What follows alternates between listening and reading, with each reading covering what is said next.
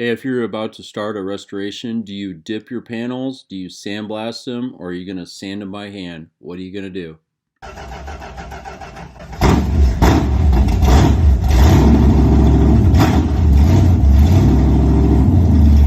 It's Moparkeith, and this is my 71 Challenger. So a question I get when we work on these cars, whether we're sandblasting them or mechanically sanding them down, why not just dip the car? Well, that's a good question, and I'll explain one thing in a short video why I really despise dipping a car. Of course, it is really hard to sand in some of these hard to get to areas, and it does take some mechanical time. You know, the DA sander, the compressor's running, it takes some sandpaper. Right in here, you could sandblast that without doing any damage. But on the flat areas like this, you definitely would not sandblast it. And so when there's a lot of paint layers or rust, some are like, why won't you just dip the car or dip the panel? Now this fender could be dipped. Fenders are probably the only thing I would dip because of the sheer amount of undercoating underneath the fender. And there's a lot of open areas that you can get to after the fact, and these fenders definitely rust. Now I've got a good set of replacement fenders for this Challenger, so I'm not even going to consider fixing these.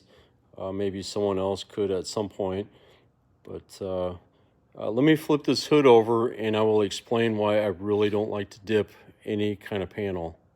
So this is why I won't dip a lot of panels. This is something you really need to consider before you dip a door, a hood, a trunk lid especially, is this right here. So this type of stuff is installed when the skeleton is mated with the skin. Now this is the skeleton part and this is the skin. And this is the product. It's usually like a putty of some kind or strip caulking. This is the product that is keeps the skeleton in the skin from making contact and vibrating. And when you dip a door, a trunk lid, or a hood, this stuff disappears. All right, this stuff absolutely goes away, and you cannot get it back. You have to go through and you have to put some kind of product in there so this type of stuff doesn't vibrate. Now on a door, if you're going to maybe skin a door, if you're going to just do the outside of a door, or I'm sorry, if you're going to dip a door and you're going to take the skin off, let's say you've got some rust like this right here, then you can reapply all of your sound deadener and products on the inside of the panel. Now if you're going to dip a trunk lid, let's see, I've got a trunk lid over here. So if you were to dip a trunk lid, how are you going to get inside these panels? How are you going to get, inside of here and apply any kind of sound deadener? So that's one thing to really consider before you do a trunk lid. And I've dipped some trunk lids before and regretted it because all of that product that the factory puts in there goes away and you end up getting this terrible tin can sound.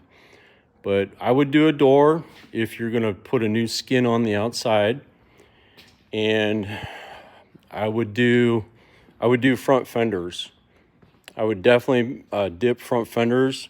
Like I said before, just the sheer amount of undercoating that's applied and the rust and just the ease of getting to everything after the fender is dipped.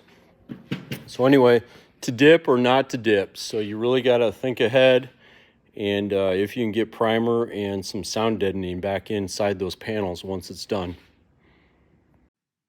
All right, so if you like this video, if you have any comments or questions about dipping, sanding, or sandblasting, please leave a comment, subscribe, and like my video. Thank you.